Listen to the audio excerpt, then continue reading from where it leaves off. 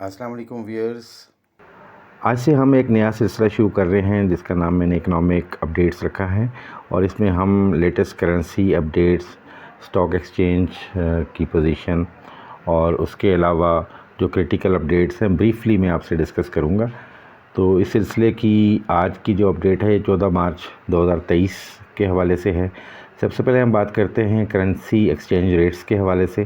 تو 14 مارچ 2023 کو U S dollar جو سیلنگ ریٹ ہے 282.10 اور بائنگ ریٹ 281.60۔ اس طرح یو کے پاؤنڈ کا جو سیلنگ ریٹ ہے 342.89 اور اس کا بائنگ ریٹ ہے 342.28۔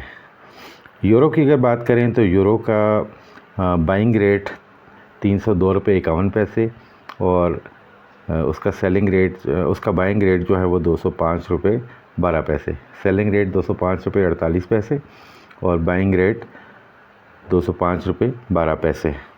اس کے علاوہ امپورٹنٹ کرنسیز میں اگر ہم دیکھیں تو سعودی عربین ریال کی سیلنگ پرائس جو ہے 75.23 اور اس کی بائنگ 75.10 ہے۔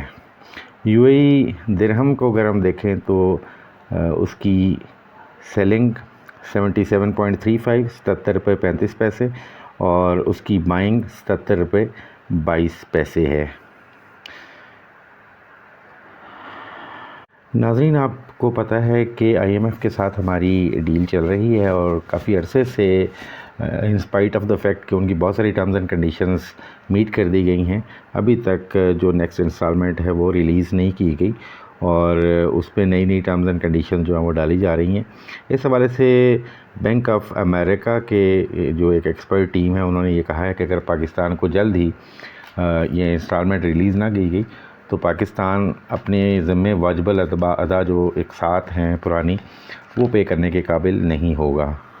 واضح ہے کہ پاکستان نے نہ صرف آئی ایم ایف کو پیمنٹ کرنی ہے بلکہ دیگر ایجنسیز اور کنٹریز کو بھی پیمنٹ کرنی ہے، اور ایک اندازے کے مطابق یہ جو رقم ہے 10 سے 15 ارب ڈالر ہے جو کہ جون سے پہلے پے کرنی ہے۔ اگلی اپڈیٹ ہے کہ پاکستان کو مارچ سے سپٹمبر کے دوران جو امپورٹس ہیں ان کی پیمنٹ کے لیے 8.5 بلین ڈالرز کی ضرورت ہے۔ یہ امپورٹس آئل اور ایل این جی اور اس کے علاوہ دیگر امپورٹس کی صورت میں ہیں جو کریٹیکل امپورٹس ہیں۔ آپ کو یاد ہوگا کہ پاکستان میں پچھلے کافی عرصے سے امپورٹس پہ پابندی ہے اور ہمارے بہت سارے کنٹینرز جو ہیں وہ کھڑے ہوئے ہیں پورٹ کے اوپر اور ڈیمیج پڑ رہا ہے ان کے اوپر، اور کلیئر کرنے کے لیے ڈالرز موجود نہیں ہیں۔ پاکستان کے فارن ایکسچینج ریزروز ابھی بھی 4.3 بلین ڈالرز ہیں، اور اس میں سے ایک بڑی اماؤنٹ جو ہے تقریباً ساری کی ساری اماؤنٹ جو ہے وہ ایسی ہے کہ جس کو پاکستان اس وقت پیمنٹس میں یوز نہیں کر سکتا بلکہ وہ پارک کی گئی ہیں اسٹیٹ بینک کے اکاؤنٹ میں۔ اگلی نیوز یہ ہے کہ پرائم منسٹر شہباز شریف نے کاٹن کی جو سپورٹ پرائس ہے وہ 8,500 پر 40 kg یعنی پر ایک من کی قیمت 8,500، اور اس حساب سے اگر آپ دیکھیں تو تقریباً 140 روپے سے تھوڑی سی زیادہ پر kg پرائس رکھی گئی ہے۔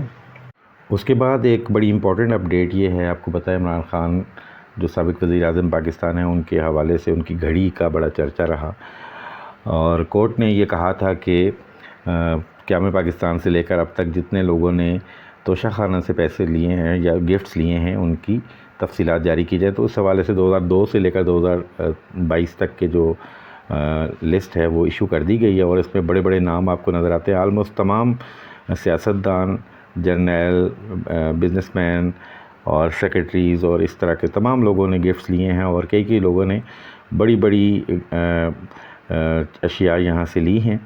اس میں نہ صرف گھڑیاں شامل ہیں کہ خاندان کی 8-10 گھڑیاں بھی شامل ہیں، اور اس کے علاوہ چھوٹی سے چھوٹی چیز جیسے کارپیٹس ہیں اور اس طرح کی چیزیں بھی اس میں لی گئی ہیں۔